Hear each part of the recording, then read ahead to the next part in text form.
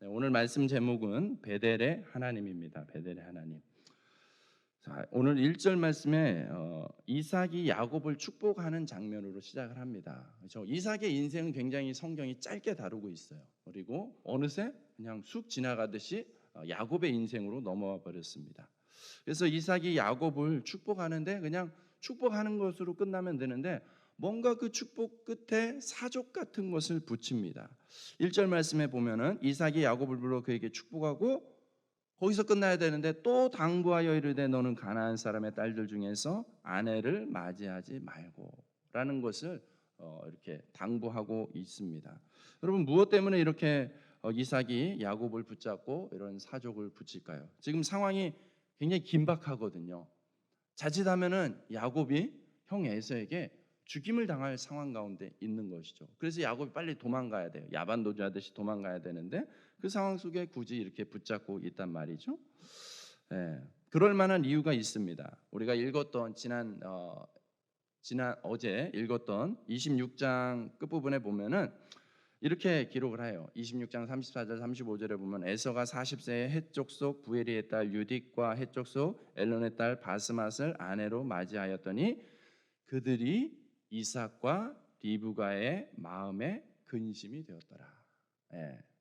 그들이 이삭과 리브가의 마음에 근심이 되었더라. 여러분 이 헷 족속과 헷 족속 엘론과 부에리의 딸들은 누구겠습니까? 그 지역의 가나안의 원주민인 것이죠. 에서가 가나안 여자들과 결혼하는 것 자체에 대해서 못마땅한 게 아니라 굉장히 근심이 걱정이 되었다는 거예요. 여러분 오늘의 시각으로 보면 굉장히 인종차별적이잖아요. 그죠? 어떻게 이렇게 믿는 사람들이 차별할 수 있어?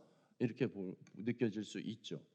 여러분 근데 이제 성경을 가지고 문제 삼는 사람들이 항상 간과하는 게 뭐냐면 그 당시의 문화, 그 당시에 그곳의 어떤 풍습을 건너뛰고 그 예전에 수천 년 전의 사건을 오늘의 시각으로 해석을 해버리니까 이게 우리가 동의가 안 되는 거예요. 문제투성이처럼 보이는 거예요.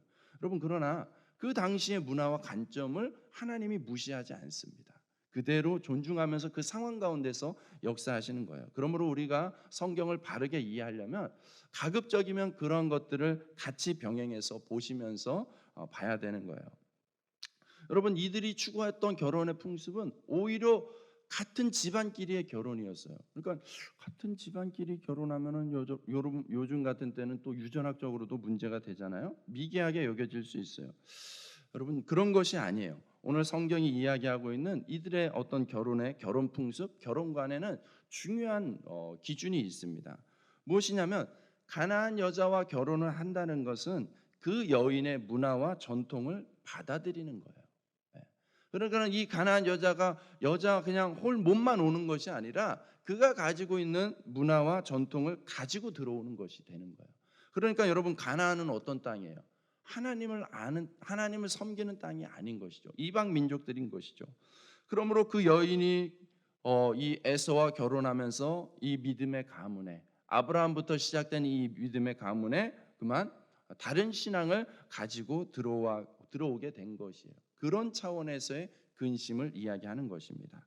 그런 전례가 있었기 때문에 오늘 이삭과 리브가가 이 부분에 대해서 단호한 입장을 가지고 있는 것이죠.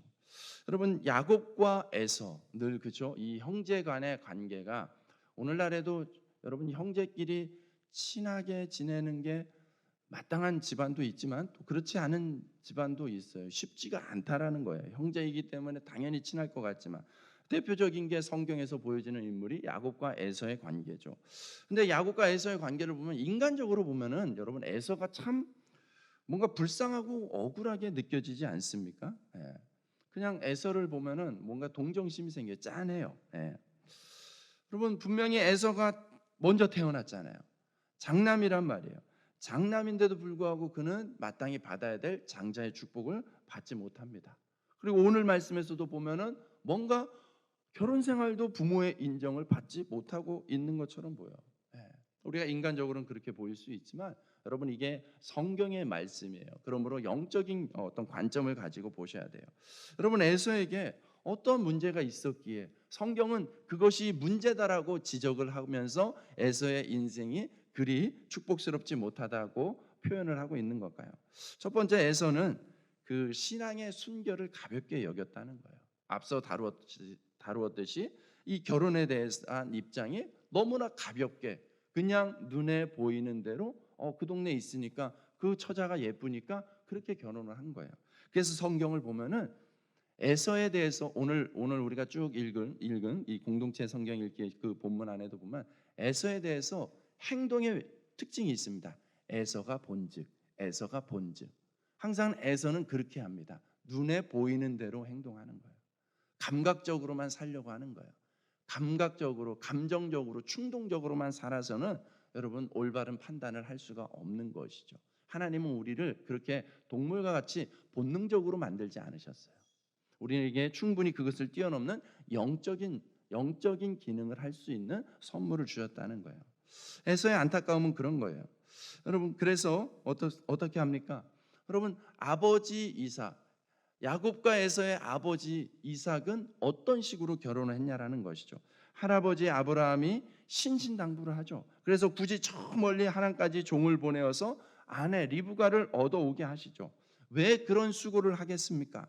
같은 신앙의 뿌리가 그만큼 중요하다는 것을 알기 때문에 신앙의 순결에 대해서 중요성을 아버지 어머니가 몸소 보여주셨단 말이죠.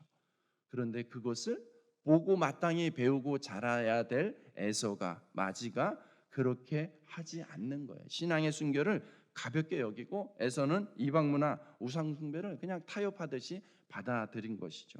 여러분, 또 있습니다. 에서가 이렇게 가볍다는 증거가 또 있습니다. 창세기 25장에 보면은 에서는 야곱에게 장자의 명분을 팔아버립니다.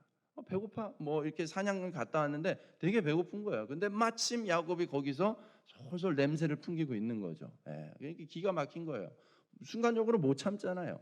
그래서 그만한다는 이야기가 장자의 명분을 이렇게 거래를 하는 거죠. 여러분, 장자라는 이 서열이 자기들끼리 말로 파네 마네 한다고 해서 그게 서열이 바뀌겠습니까? 이렇게 생각한 거예요. 에서는 그 부분에 대해서 그렇게 가볍게 여겼던 것이죠. 그런데 성경은 그것을 가벼이 여기지 않는다는 거예요. 창세기 25장 34절에 보면 그 사건에 대한 성경적 해석을 성경이 그렇게 기록하고 있어요. 야곱이 떡과 팥죽을 에서에게 주매 에서가 먹으며 마시고 일어나 갔으니 에서가 장자의 명분을 가볍게 여김이었더라. 성경은 그 부분을 문제 삼고 있는 거예요. 네. 여러분, 그렇습니다. 우린 하나님께서는 우리의 입술의 고백대로 그대로 들으십니다. 네. 마음의 중심을 보시는 하나님이세요. 그렇기 때문에 절대로 하나님의 축복과 하나님의 저주를 가볍게 여기지 마세요. 그것은 농담거리로 치부할 수 있는 것들이 아니라는 사실이에요. 그것은 결코 그냥 가볍게 그냥 상황에 맞춰서 툭툭 내뱉을 수 있는 말이 절대 아니라는 거예요.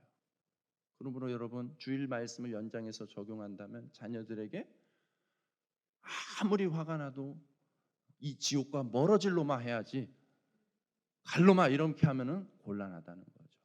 갈 수만 있다면 이 천국 갈 놈아, 이 머리 좋은 놈아 이렇게 하셔야 되는 거예요. 여러분, 하나님께 항상 신실하셔야 돼요.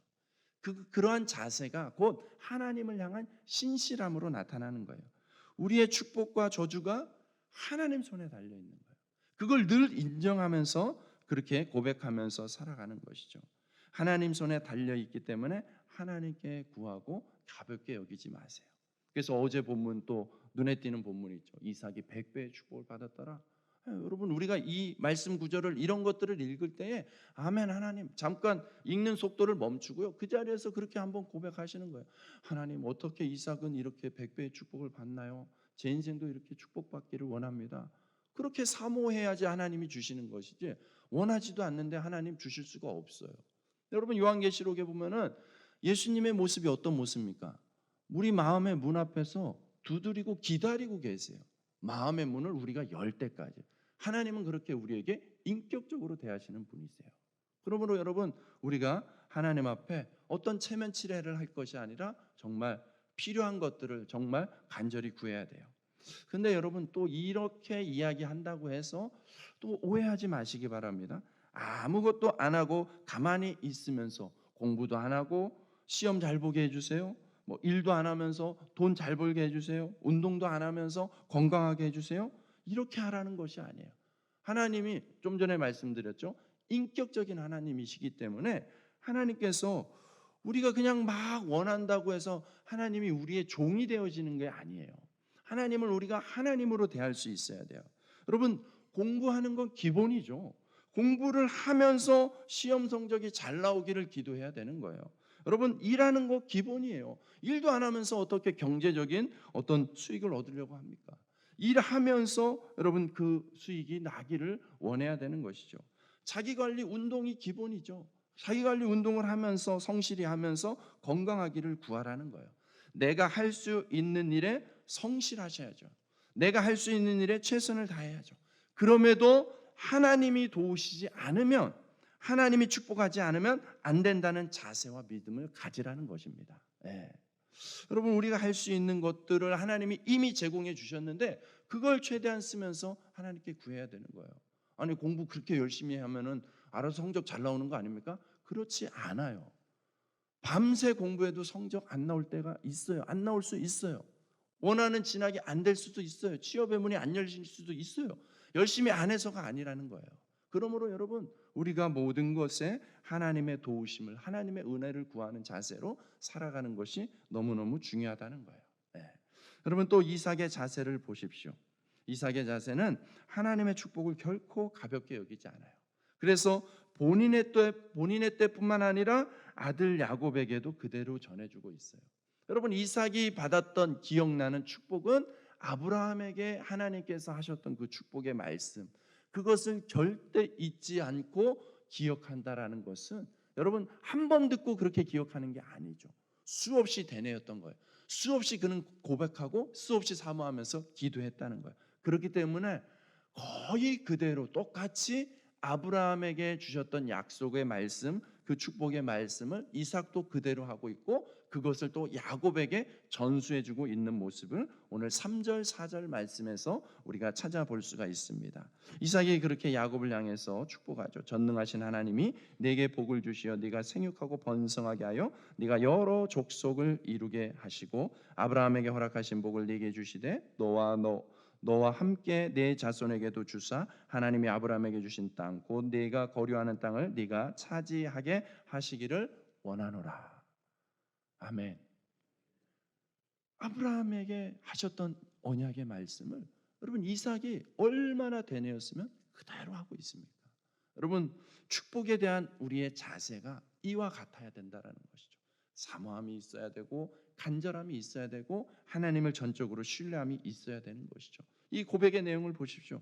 하나님께 복을 받을 수 있는 거구나. 하나님으로부터 비롯되는 거구나 라는 자세로 살아가는 것이죠. 여러분, 이러한 축복을 받으면서 야곱이 떠납니다.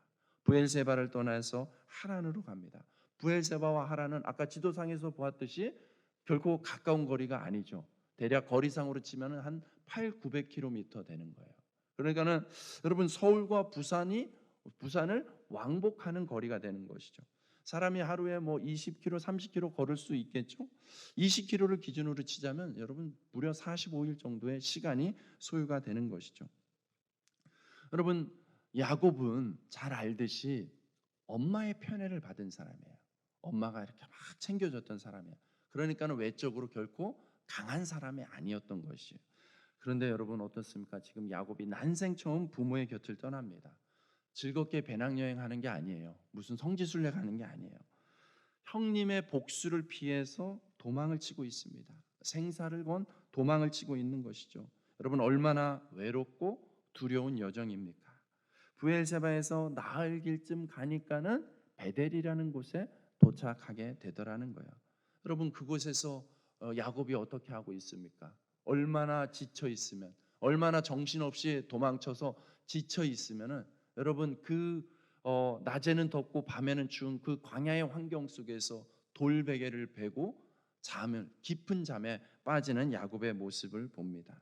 여러분 그렇게 완전히 지쳐 있는 그동안은 어땠습니까? 형 에서를 어떻게 하면은 내가 이용해 먹을까? 저 축복권을 어떻게 하면 내가 빼앗아 올까? 이렇게 잔꾀를 부리던 그 야곱이 그 힘들이 다 쭉 빠지는 거예요. 완전히 지쳐 있고 완전히 넉다운되어 있는 그때에 비로소 야곱의 인생 가운데 아브라함의 하나님, 이삭의 하나님이 아닌 야곱의 하나님으로 만나게 되더라는 것입니다. 그래서 오늘 말씀의 13절과 15절 말씀을 보시면 13절과 15절까지의 말씀에 보면 또 본즉 여호와께서 그 위에 서서 이르시되 나는 여호와니 너의 조부 아브라함의 하나님이요 이삭의 하나님이라. 네가 누워 있는 땅을 내가 너와 네 자손에게 주리니 네 자손이 땅의 티끌같이 되어 네가 서쪽과 동쪽과 북쪽과 남쪽으로 퍼져 나갈지며 땅의 모든 족속이 너와 내 자손으로 말미암아 복을 받으리라. 내가 너와 함께 있어 네가 어디로 가든지 너를 지키며 너를 이끌어 이 땅으로 돌아오게 할지라. 내가 내게 허락한 것을 다 이루기까지 너를 떠나지 아니하리라 하신지라. 아멘. 그렇죠. 아브라함의 하나님, 이삭의 하나님, 이제 거기에서 머무는 것이 아니라 내가 너와 함께 하리라. 이제 야곱의 하나님으로 만나 주시는 것이죠. 여러분, 야곱이 이제 이 꿈을 꾸면서 사닥다리를 타고 천사들이 오르락내리락 하는 걸 보면서 무엇이 느껴졌겠습니까? 혼자라고 여겨졌는데 이제 가족으로부터도 단절되어서 외로운 인생, 나 혼자 남았다고 여겨지는 그때에 아니구나, 하나님이 나랑 연결되어 있구나라는 것을 꿈을 통해서 비로소 보게 되더라는 거예요. 거기에서 야곱의 인생이 다시 한번 달라지는 것이죠.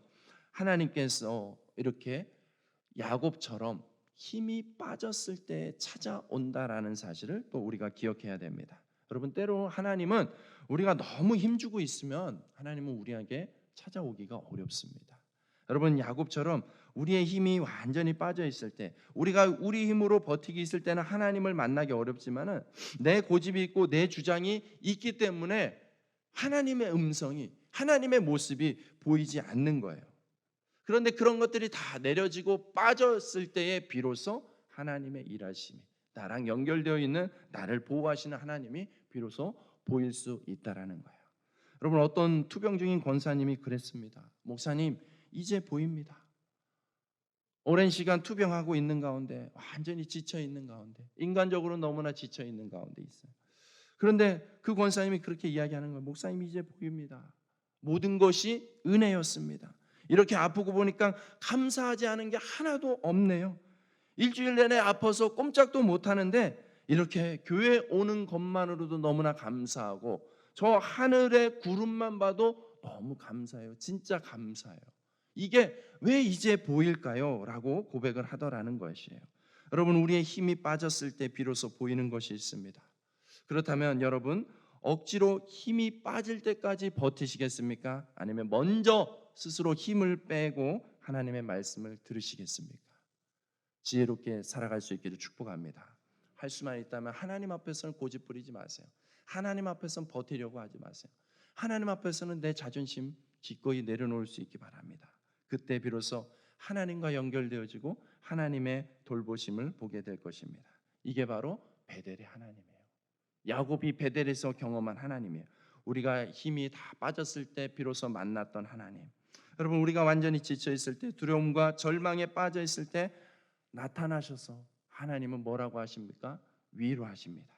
그럴 때 비로소 우리는 고백을 하며 나아갈 수 있는 것이죠. 16절과 17절 말씀, 야곱이 잠이 깨어 이르되 여호와께서 과연 여기 계시거늘 이것은 다름 아닌 하나님의 집이요 이는 하늘의 문이로다 하면서 베델이라 이름하게 됩니다. 여러분, 야곱이 무엇을 깨달은 것입니까? 베델이라는 그 장소만 하나님이 임하시는 거구나. 그 장소, 지리적, 공간적으로 그 장소를 일컫는 거겠습니까? 아니에요. 여러분, 만약에 그렇게 해석이 된다면 여러분 당장 전 재산을 팔고 베델로 가셔야죠. 이사 가셔야죠. 그럴 이유가 없는 거예요. 그런 뜻이 아니라는 거예요. 여러분, 오늘 야곱이 고백하고 있는 것은 장소로서가 아니라 하나님과 연결됨을 깨닫는 그곳이 어디든 하나님의 집이라는 사실이에요. 여러분, 그러므로 오늘 이곳이 베델이 되어질 수 있습니다. 그러므로 여러분이 살아가는 삶의 현장이 베델이 되어질 수 있습니다. 여러분, 베델의 하나님을 우리가 살아가면서 만날 수 있기를 주님의 이름으로 축복합니다. 나의 잔꾀를 내려놓고 내 고집을 내려놓고 주님 보기 원합니다. 주님 말씀 듣기 원합니다. 한 번도 살아본 적 없는 오늘이라는 이 새로운 길을 걸을 때에 여러분 염려와 두려움이 아닌 주님과 동행하고 주님이 보호하는 하루가 되게 하여 주시옵소서. 그렇게 오늘 이 말씀을 붙잡고 함께 기도하며 나아갈 수 있길 원합니다.